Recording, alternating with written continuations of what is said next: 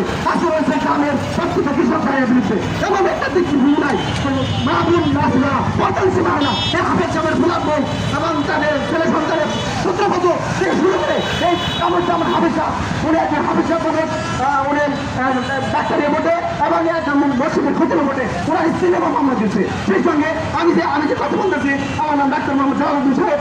আমি আমার গ্রামে একটি অনুসন্ধান স্কুল রয়েছে, আমার বিরুদ্ধে গত বছর এই ইউনো মহোদয়ের সামনে 21টি অভিযোগ দায়ের করেছিল। সেটি মিথ্যা মামলা হচ্ছে। ইউনো মহোদয় অন্যান্য শিক্ষা অফিসের মাধ্যমে তদন্ত করে ওরা আমার কোনো পাইনি। আমি যখন একাই ছিলাম, আমি লড়তে পারিনি। আজকে এই চুলম্বার আজকে সবার বিরুদ্ধে মিথ্যা মামলা হচ্ছে। আমাদের গ্রামবাসী সবার কথা পালন করেছে।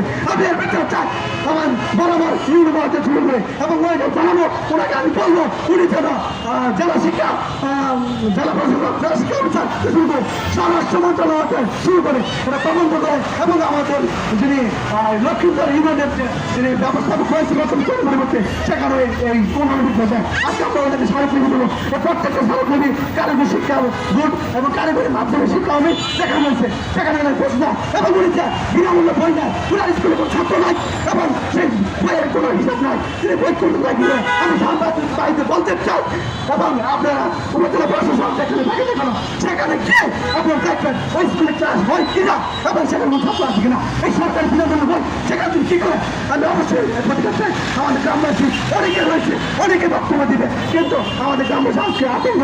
এই যে আপনারা এত দর্শক দেখতে পাচ্ছেন, এরা সবাই আজকে সকালবেলা না খেয়ে সকালে এখানে এসেছে। আজকে এদের খুব খারাপ হয়ে গেছে।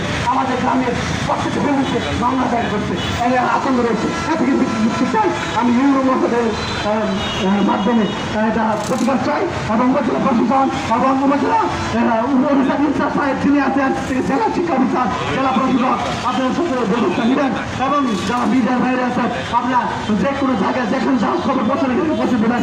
আজকে আমাদের দেশ যেখানে ছাত্র আন্দোলনের মাধ্যমে এত সুন্দরভাবে প্রস্ফুটিত হয়েছে, একটা সুন্দর স্বাধীনতা চাই, এখন কেন আমাদের সমাজ থেকে এই জুলুম মজদুর বানায়? আমি ইউনো মহোদয়কে এটা বলতে চাই এবং নির্বাচনের বিনিয়োগ রয়েছে, এটা অবশ্যই ব্যবস্থা নেবে। আমাদের সমাজে এখন কেন আওয়ামী হিসেবে থাকে এবং তার অত্যাচারে মানুষের গ্রামবাসীর মানুষের কেন গ্রামের রাতের খুব খারাপ হয়েছে, এটা আমি বিচার চাই। অবশ্যই আমার গ্রামবাসীর পক্ষে যারা রয়েছে আপনারা পৃথক কথা বলবেন এবং আপনারা দেখবেন।